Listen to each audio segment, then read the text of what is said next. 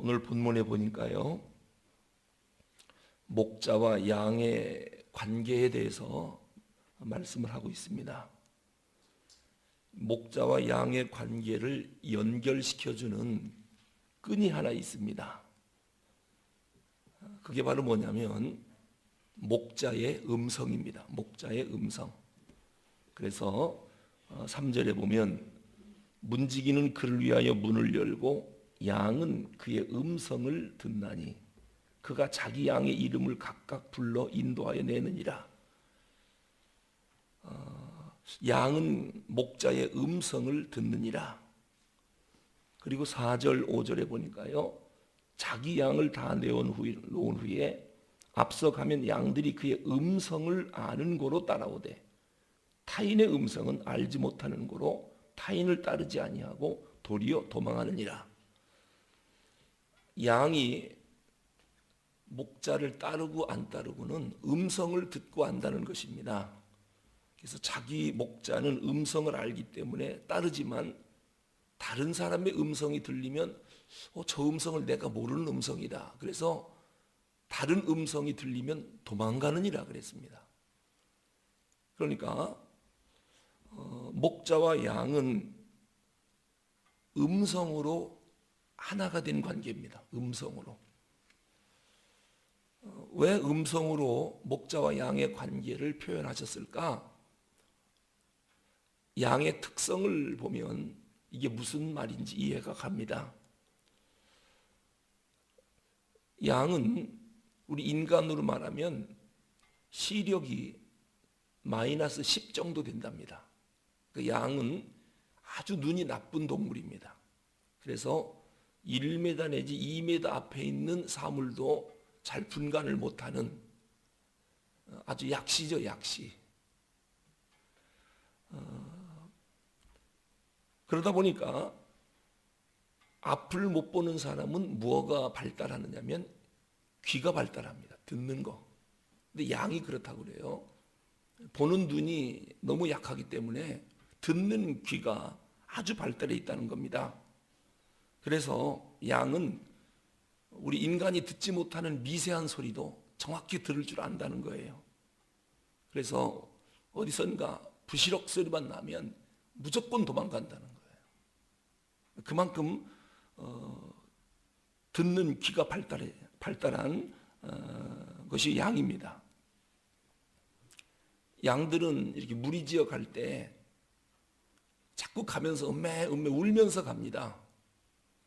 그 이유가 뭐냐면은 서로가 서로에게 보내는 신호라고 그래요. 지금 내가 가긴 가는데 앞이 잘 안 보이는 겁니다. 양 무리들이 지금 함께 가고 있는지 아니면 자기 혼자 가는지 이게 두려우니까 서로가 음메해서 나도 여기 있고 너도 여기 있으니까 우리가 지금 뭉쳐 있다. 우리가 지금 앞에서 목자를 따라가는데 뒤에서는 목자가 안 보이니까 서로가 음메하면서 신호를 보내면서 가는 거라고 합니다. 양의 특징은 소리를 듣고 따라가는 동물이다. 양이 들을 줄 모르면 그건 죽음을 의미합니다. 양은 보는 것으로 따라가는 동물이 아니라 듣는 것으로 따라가는 동물이다. 예수님이 우리에게 뭐라고 말씀했습니까? 우리 보고 양이랍니다. 양. 나는 목자, 너희는 양. 자, 그렇다면 예수님과 우리와의 관계는 무엇으로 맺어진 관계냐? 양과 목자를 놓고 볼 때 듣는 것으로 맺어진 관계거든요. 보는 것으로는 이 양이 목자를 볼 수 없기 때문에 관계가 맺어지지 않습니다. 보이질 않으니까요. 그래서 양의 목자의 음성을 정확히 분별하고 들을 줄 아는 특징이 양에게 있습니다. 그런데 주님께서 우리를 보고 너희는 양, 나는 목자다. 자, 그러면 우리는 보는 것으로 사는 사람들입니까? 아니면 듣는 것으로 사는 사람들입니까? 듣는 겁니다. 그래서 기독교 신앙은 보면서 보는 것으로 따라가는 게 아니에요. 들으면서 따라가는 거예요. 그래서 예수님은 믿음은 들음에서 난다. 바울이 로마서에서 말씀하죠. 믿음은 보는 것에서 나는 게 아니래요. 들음에서 나고 들음은 하나님의 말씀이다. 예수님도 들을 귀 있는 자는 들을지어다, 이런 말씀을 하십니다. 그러니까 우리 예수 믿는 사람들은 세상을 살아갈 때 자꾸 눈으로 보는 것을 향해서 나가는 사람들이 아니라 하나님의 음성을 듣고 따라가는 사람들이다. 그럴 때에 승리한다라고 하는 것입니다. 자, 그러면 이제 목자의 음성을 듣고 따라가는데, 아니 어떻게 목자의 음성만 듣고 앞이 보이지도 않는데 무조건 따라갑니까? 거기에는 이유가 있습니다. 왜냐하면 지난날 눈에 보이진 않지만 목자의 음성을 듣고 무조건 그것만 믿고 따라갔더니 푸른 풀밭이 나오는 거예요. 그리고 그 목자만 믿고 무조건 따라갔더니 맑은 시냇물이 나오는 거예요. 아하, 이 음성만 잘 듣고 따라가면 먹을 게 생기고 마실 게 생기는구나. 이것을 양이 아는 겁니다. 양이 아는 거예요. 이걸 보고 파블로보가 조건반사라고 그랬어요. 조건반사. 이 조건반사가 뭐냐면요, 파블로보가 실험을 어떻게 했느냐, 개한테 박수를 딱딱 2번 치고 개를 딱 때렸습니다. 그리고 또 딱딱 2번 치고 강아지를 때린 거예요. 나중에는 박수 2번만 치면 얘가 맞을 줄 알고 깽거리는 거예요. 왜? 박수만 치면 맞았으니까요. 그리고 또 한 번은 박수를 종을 한 번 땡땡 2번 치고 먹을 걸 줬어요. 그리고 또 종을 땡땡 치고 먹을 거를 줘요. 그러니까 이 강아지가 종 2번만 치면 먹을 게 생겨요. 그러니까 어디서든지 종소리만 나면 막 꼬리를 흔드는 거예요. 왜? 먹을 게 생기니까. 박수 치면 맞아요. 저절로 되는 거예요. 저절로. 짐승 훈련을 그런 거로 시키거든요. 조건 반사를 이용해서. 양이 앞은 보이지 않지만, 목자가 어떻게 생겼는지는 모르지만 음성을 듣고 믿고 따라갔더니 먹을 게 생겼어요. 푸른 풀밭, 맑은 시냇물. 그래서 양은 생각합니다. 자기 체험, 자기 경험으로 볼 때 저 음성만 따라가면 먹을 게 생긴다. 푸른 풀밭이 나온다. 맑은 시내가 나온다. 이래서 목자와 양 사이에 신뢰감이 형성된 거예요. 그런데 다른 음성을 따라가면 이거는 죽어요. 그러니까 다른 음성이 들리면 무조건 도망치는 겁니다. 타인의 음성을 들으면 무조건 도망가고 자기 목자의 음성이 들리면 무조건 따라가는 거예요. 왜냐? 좋은 일이 생기거든요. 이래서 목자와 양 사이에 경험적으로 좋은 일이 생겼기 때문에, 그 체험이 있기 때문에 양들은 무조건 자기 목자의 음성만 듣고 따라가는 거예요. 다른 음성을 듣고 따라갔다가 잡혀 먹었어요. 매를 맞았어요. 죽임을 당했어요. 이러니까 타인의 음성이 오면 무조건 도망치는 겁니다. 이것이 행동심리학에서 말하는 조건반사인데, 양은 목자의 음성을 듣고 그런 신뢰감을 경험적으로 얻게 된 것입니다. 사도 바울이 그 극심한 핍박과 박해 가운데서도 전혀 흔들리지 않고 끝까지 믿음을 지킨 이유가 뭡니까? 주님을 만났고 주님의 음성을 들었어요. 그래서 바울과 주님 사이에는 누구도 끊을 수 없는 신뢰감이 형성되어 있는 거예요. 내가 주님의 음성만 들으면, 주님만 따르면 천국 문이 열린다. 나한테 좋은 일만 생긴다. 그러니까 주변에서 아무리 매를 때리고 죽이려고 달려들어도 바울이 흔들리지 않는 겁니다. 왜냐? 그 목자를 신뢰하는 믿음이 있기 때문에. 주님의 음성을 들었거든요. 눈으로 본 게 아니에요. 귀로 들은 거예요. 그리고 그 들은 음성대로 따랐더니 너무도 좋은 일이 많은 거예요. 그래서 그 주님을 신뢰하게 됐고 믿게 된 거예요. 그래서 어떤 고난이 와도 바울의 믿음을 무너뜨릴 수가 없었습니다.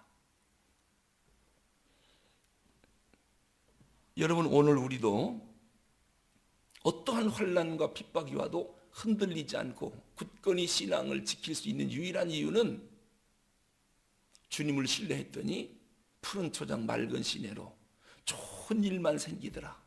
결국 내 앞에 하나님 나라가 열리더라. 그거를 알기 때문에, 그걸 체험적으로 경험을 했기 때문에 다른 일들은 눈에 보이지도 않는 겁니다. 그냥 주님 말씀하시면 그냥 따라가는 겁니다. 왜요? 주님과 나 사이에 맺어놓은 신뢰감이 있기 때문입니다. 우리가 이렇게 새벽을 깨우면서 기도하는 이유가 뭡니까? 저도 개인적으로 어떠한 일이 있어도 좌절하거나 실망하지 않는 이유가 뭐냐면 단 하나가 있습니다. 기도하면 하나님이 기도한 대로 인도해 주셨다라고 하는 확실한 신뢰감이 저에게 있습니다. 앞길이 깜깜하고 도저히 안 보일 때도 하나님 앞에 엎드려서 주님, 내 길을 인도해 주십시오.